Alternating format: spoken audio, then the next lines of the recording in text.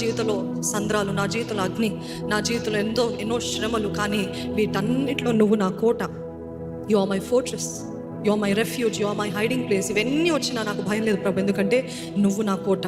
నిజంగా ఆ unwavering faith, that trust is trust your strong hold. ఆయన పైన నమ్మటమే నాకు ధైర్యము అన్న ఎంతమంది చెప్పగలుగుతారండి?